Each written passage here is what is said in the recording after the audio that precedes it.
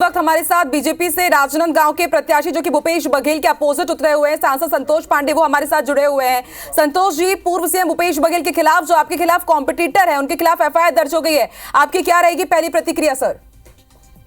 FIR दर्ज आधार sir आपकी आवाज ठीक नहीं आ रही है, एक बार फिर से रिपीट करने की कोशिश कीजिए। जी ये एक सेकंड जी सर।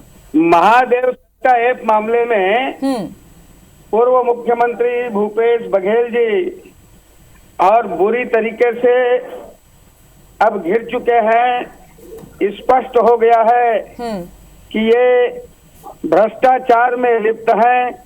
पूरा छत्तीसगढ़ जानता है कि महादेव भगवान शंकर को भी इन्होंने नहीं छोड़ा। मैंने 22 दिसंबर 2023 को लोकसभा में इसकी जांच कराने के लिए मैंने मांग किया था और भूपेश बघेल का नाम लेकर के मैंने लोकसभा में कहा था कि ये जो जवानों को छत्तीसगढ़ को का काम किया है इसमें भूपेश बघेल अपराधी है। और ये भूपेश बघेल के अलावा और भी हैं। ये आने वाले समय में वो एक एक करके परत दर परत ये सब खुलने वाला है। ये छत्तीसगढ़ के युवाओं को लूट लिया, कोई दुबई भाग गया, कोई जूस बेचने वाला इतना बड़ा आदमी बन सकता है, जींस की दुकान में काम करने वाला इतना बड़ा आदमी बन सकता है। वो दुर्ग का रहने वाला है। ये धंधा दुर्ग से चालू हुआ जहां उनके गृह मंत्री संतोष जी, लेकिन सवाल इसलिए उठ रहे हैं कि ये मामला बहुत पहले से लाइमलाइट पर था, लेकिन जैसे लोकसभा चुनाव का ऐलान हुआ है ठीक उसके बाद एफआईआर की कॉपी सामने आ रही है, एफआईआर दर्ज हो रही है और एफआईआर की कॉपी में 4 मार्च की तारीख रखी हुई है। और कांग्रेस तो हमेशा से आरोप लगाती है कि बीजेपी ईओडब्ल्यू या इस तरह की एजेंसीज हो, आप लोग उसका दुरुपयोग करते हैं।